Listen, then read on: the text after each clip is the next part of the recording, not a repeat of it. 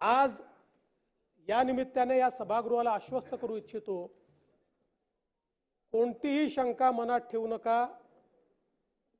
जी जी आश्वासनं आम्ही दिलेली आहेत, ज्या ज्या योजना आम्ही सुरू केलेल्या आहेत, एकही योजना आम्ही बंद होऊ देणार नाही।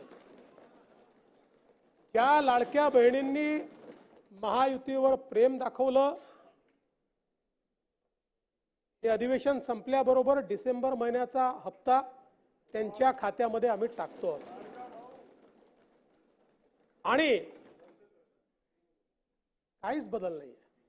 नाना, मी या ठिकाणी स्पष्ट करू इच्छितो, कुठलेही नवीन निकष नाहीत। आता तर सगळ्यांनाच टाकतो, पण ॲपरंटली असं लक्षात येत आहे की काहींनी 4-4 खाती उघडलेली आहेत। जसं समाजामध्ये चांगल्या प्रवृत्ती असतात, त्याच्या काही वाईट प्रवृत्ती असतात। एखादी योजना जर चुकीच्या पद्धतीने कोणी वापरत असेल तर जनतेचा पैसा आहे, तुमची आमची सगळ्यांची जबाबदारी आहे की तो योग्य प्रकारे गेला पाहिजे। आता मागच्या काळात आम्हाला लक्षात आलं, माणसानीच 9 खाती काढली, आता त्याला लाडकी बहीण म्हणायचं कसं? पण लाडका भाऊ म्हणू शकत नाही, कारण बहिणींच्या पैशावर डल्ला मारतो तो लाडका भाऊ कसा?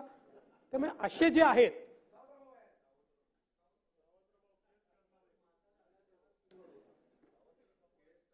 त्यामुळे शेतकऱ्यांच्या संदर्भात आम्ही दिलेली आश्वासनं असतील, युवांच्या संदर्भात दिलेली आश्वासनं असतील, ज्येष्ठांच्या संदर्भात दिलेली आश्वासनं असतील, समाजातल्या वंचितांच्या संदर्भात दिलेली आश्वासनं असतील, ही सर्व आश्वासनं या ठिकाणी आम्ही पूर्ण करणारच आहोत। आमचे मित्र भास्करराव या ठिकाणी नाही,